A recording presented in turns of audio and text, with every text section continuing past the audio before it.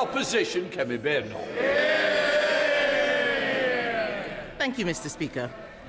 Last year, in its manifesto, Labour promised not to increase income tax, not to increase national insurance, and not to increase VAT. Does the Prime Minister still stand by his promises? Well, Mr. Speaker, I'm glad that the Leader of the Opposition is now finally talking about the economy. I can update the House, Mr. Speaker. Retail sales are higher than expected. Inflation is lower than expected. Growth has been upgraded this year. And, Mr. Speaker, the UK stock market is at an all-time high. The budget is on the 26th of November, and we will lay out our plans. But I can tell the House now that we will build a stronger economy, we will cut NHS waiting lists and deliver a better future for our country. Well, Mr. Speaker, yes. What a fascinating answer. It is not the same answer that I received when I asked exactly the same question, word for word, on the 9th of July. Then the Prime Minister replied with just one word, yes, and then he sat down with a smug grin on his face. What's changed in the past 4 months?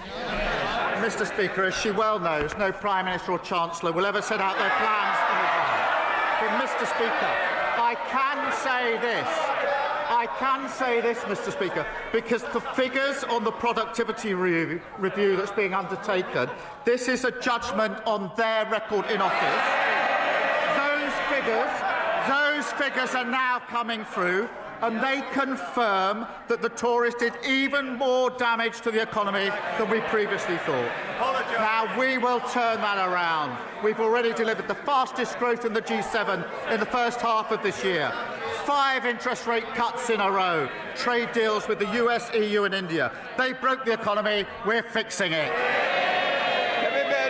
Mr. Speaker, he says no Prime Minister or Chancellor will say these things before the budget. Has he told his Chancellor? Because she's been out there flying kites, causing constant speculation around the budget that is damaging the economy.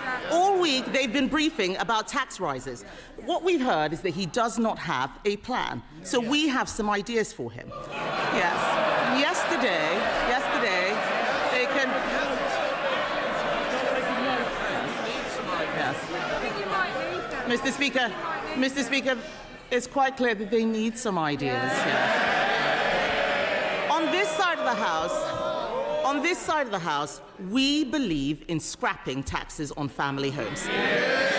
Yesterday, we voted to abolish stamp duty. They voted against it. Even the Deputy Prime Minister, or the former Deputy Prime Minister, who resigned in disgrace for not paying stamp duty, voted to keep it. So, Mr. Speaker, I will remind them, on this side of the House, we know that abolishing stamp duty is how we get young people on the housing ladder and get the economy growing. So why won't he scrap this terrible tax? Why didn't they do it then in 14 years in office? Mr. Speaker, as I said, the productivity review figures are now coming in, and they show the true extent of the damage that they did. And she asked us to take advice from them. We all know, these figures are coming out, we all know that austerity damaged the economy on their watch. The botched Brexit deal damaged the economy on their watch. Liz Truss's mini-budget damaged the economy on their watch. So we'll take no lectures or advice from them on the economy. They won't be trusted on the economy for generations to come. And, Mr. Speaker, that's why at our budget, I can be clear, there will be no return to austerity. That's what broke the country. No return to the instability of their mad borrowing spree. And we'll end the unfairness and low growth that squeeze living standards for working people. That's the path to national renewal. Kemi Badenoch. Mr. Speaker, Conservatives reduced the deficit every year until the pandemic. We more than doubled the personal allowance. We left 4 million more jobs than we found from Labour. We brought inflation down to 2%. It's nearly double. Mr. Tufnell, you're in my sights. The pantomime season has arrived, so don't start it too early. Mr. Speaker, on our record, we brought inflation down to 2%. It has doubled under him. We left him the fastest growing economy in the G7. It is no longer. The truth is, they have no ideas. We're giving them some. There is another way to get growth. It's cutting welfare spending and getting people into work. Last month, I offered to work cross-party with him to bring down welfare spending, because he knows, and we know, that he'd rather dip into people's pockets than upset those people behind him. Instead of tax rises, will he work with us to find a way to cut welfare spending and get Britain working again? Mr. Speaker, she talks about their record. Let's go through it. They crashed the economy. Inflation went up to 11%. Mortgages went through the roof. Welfare spending went up £33 billion on them, and they want to give us advice. And they reduced the UK to a laughingstock. Because of our budget, Mr. Speaker, waiting lists have come down, wages are up, mortgage rates are down, and other countries want to do deals with us. Just on Monday of this week, the Turkish government signed an £8 billion deal for typhoons. Earlier this year, the Norway government a £10 billion for frigates. That is because of the budget that we passed, fixing the mess that they left. Mr. Speaker, it's not because of the budget that he passed. I started that deal back in January 2024. But and I welcome it. There are some things, Mr. Speaker, it's got nothing to do with their budget. We're lucky it's still happening. So I welcome the £8 billion deal that he's done with Turkey, but I will remind him that just last month, his Chancellor borrowed £20 billion. He'll have to sell a hell of a lot more jets to make up for that. And he won't rule out any tax rises. He can't cut spending. He is increasing unemployment. This man knows nothing about economic growth except how to destroy it.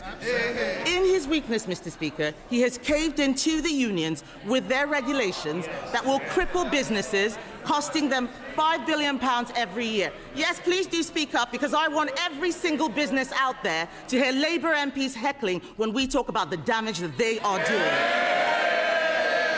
So I ask the Prime Minister, how on earth can he consider adding more burdens for these firms to deal with?